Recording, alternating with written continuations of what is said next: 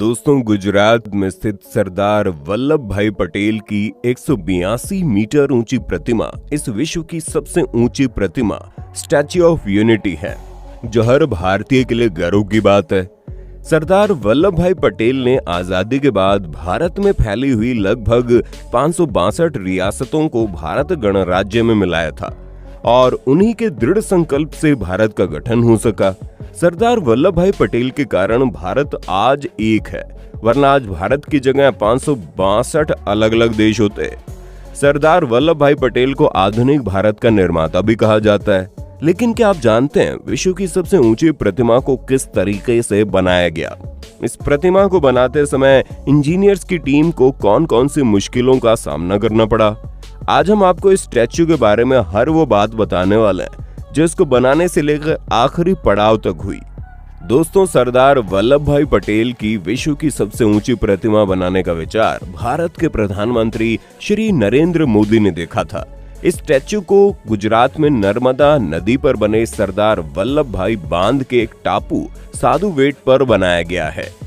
दुनिया के सबसे ऊंचे इस स्टैच्यू का टोटल वजन 83,600 मीट्रिक टन से भी ज्यादा है, जिसमें से 18,500 मीट्रिक टन स्टील और 1,700 मीट्रिक टन तांबा, इसके अलावा 70,000 मीट्रिक टन सीमेंट का इस्तेमाल किया गया है।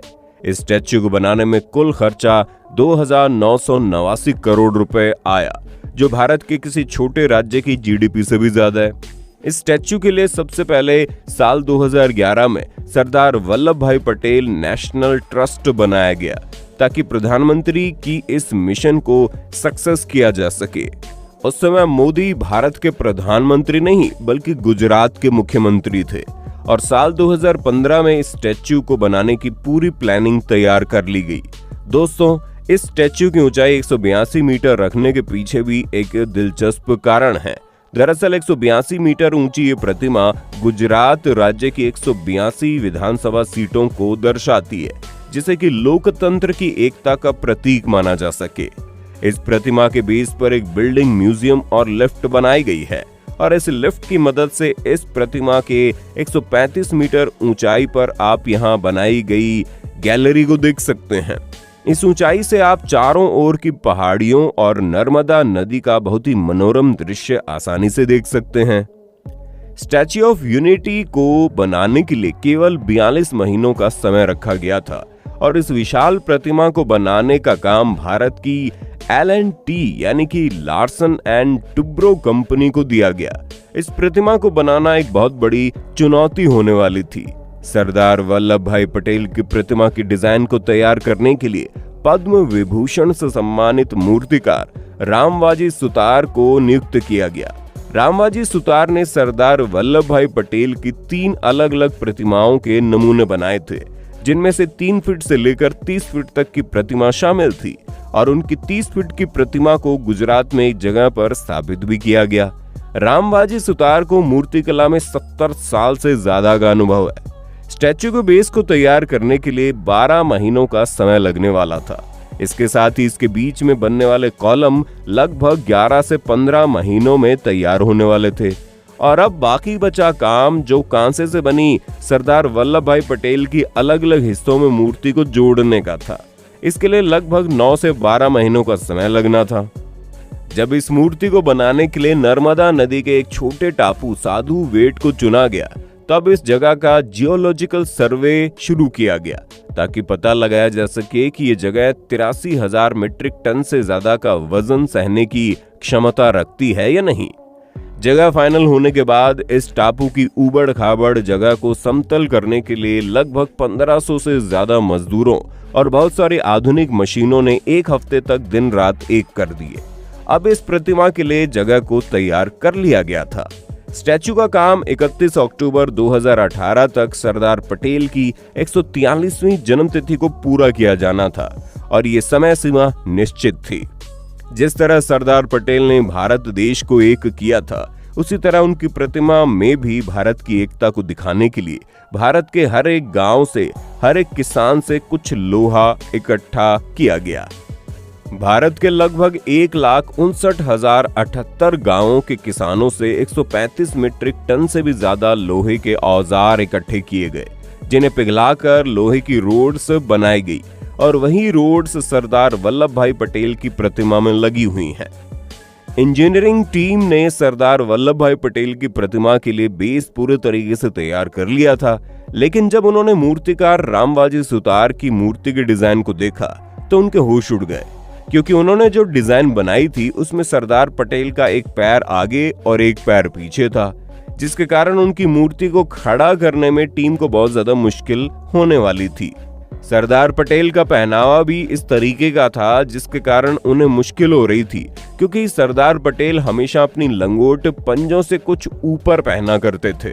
और यदि आप दुनिया की बाकी बड़ी बड़ी प्रतिमाओं को देखेंगे तो जिनकी वो प्रतिमाएं हैं वो स्कर्ट या ऐसा कोई वस्त्र पहने हुए हैं जिनसे उनके पैर और पंजे रहते हैं, जिनके कारण इंजीनियर्स को उनके बेस को तैयार करने में बहुत मदद मिलती है।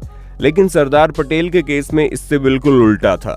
इस समस्या को हल करने के लिए टीम ने यह निर्णय लिया कि बेस से 2 बड़े पिलर बनाए जाएंगे जो सरदार वल्लभ भाई पटेल के पैर होंगे, जिससे कि इस मूर्ति को खड़े रहने के लिए हेल्प मिलेगी। इस प्रतिमा के आधार को भी बहुत मजबूती से बनाया जाना था, क्योंकि जिस जगह पर यह प्रतिमा बनाई गई है वहां अक्सर भूकंप के झटके आते रहते हैं। इस प्रतिमा के आधार की दीवारें 5 फीट से भी ज्यादा मोटी हैं। अब जो समस्या इंजीनियर के सामने आने वाली थी वो थी सरदार वल्लभ भाई पटेल की मूर्ति का साइज। दोस्तों, सरदार वल्लभ भाई पटेल की मूर्ति को पूरे तरीके से कांसे से बनाया जाना था और इतनी बड़ी मूर्ति की कांसे की ढलाई के लिए उतनी बड़ी फाउंड्री की जरूरत थी। लेकिन भारत में ऐसी कोई फाउंड्री मौजूद ही नहीं थी जो सरदार वल्लभ भाई पटेल की मूर्ति के लिए कांसे की ढलाई का काम कर सके। इस काम के लिए चीन की जियांगसी टोंग चिंग मेटल हैंडीक्राफ्ट कंपनी का सहारा लिया गया, जो दुनिया की सबसे बड़ी मेटल हैंडीक्राफ्ट कंपनी है। सरदार पटेल की मूर्ति का चेहरा चीन की इसी कंपनी में बनाया गया था और जब तक इस चेहरे को वहां बनाया गया, मूर्तिकार रामबाजी सुतार वहीं मौजूद रहे, ताकि जो डिजाइन उन्होंने दिया था उसमें किसी भी प्रकार का बदला ना जा सके। सरदार पटेल के चेहरे के अलावा उनके बाकी शरीर के हिस्सों को 6659 अलग अलग सांचों में बनाया गया और इन हिस्सों के बनने के बाद इन्हें जोड़ना किसी पजल के जैसा ही था। इंजीनियरिंग टीम अपनी पूरी ताकत के साथ लगी हुई थी और यहाँ सरदार पटेल की मूर्ति का काम भी पूरा हो चुका था। अब उनकी मूर्ति के अलग अलग हिस्सों को लाया जाने लगा। उनकी मूर्ति के एक हिस्से का वजन भी कई हजार टन के बराबर था। सरदार पटेल की मूर्ति के इन हिस्सों को उसी तरह से जोड़ा गया जैसे उन्होंने भारत में बिखरी हुई अलग अलग रियासतों को जोड़ा था। सरदार पटेल की मूर्ति को अंतिम रूप देने के लिए देश भर से अपने क्षेत्र में एक्सपर्ट हर इंजीनियर, वेंडर और अन्य लोगों को बुलाया गया, जिन्होंने इसे बनाने में अपनी पूरी ताकत झोंक दी। 31 अक्टूबर 2018 को सरदार पटेल की मूर्ति बनकर तैयार हो चुकी थी, जिसका उद्घाटन भारत के प्रधानमंत्री नरेंद्र मोदी ने किया। इस मूर्ति को बनाने में लगभग 5 साल का समय लगा और इतना ही समय इसकी डिजाइन करने में लगा। नरेंद्र मोदी ने इस विशाल मूर्ति को बनाने का विजन गुजरात का मुख्यमंत्री रहते हुए देख लिया था और इस असंभव से लगने वाले काम को संभव भी किया गया। आज गुजरात के अहमदाबाद में बनी हुई विश्व की सबसे ऊंची प्रतिमा हर भारतीय के लिए गर्व की बात है। स्टैच्यू ऑफ यूनिटी ने पूरी दुनिया के सामने भारत की एक अलग ही छवि प्रस्तुत की है। दोस्तों, हमारी स्टैच्यू ऑफ यूनिटी पर की गई इस मेहनत के लिए इस वीडियो को लाइक और चैनल को सब्सक्राइब जरूर करना। अपना कीमती समय देने के लिए धन्यवाद। जल्द मुलाकात होगी आपसे अगले इंटरेस्टिंग और इंफॉर्मेटिव वीडियो में। Thanks for watching.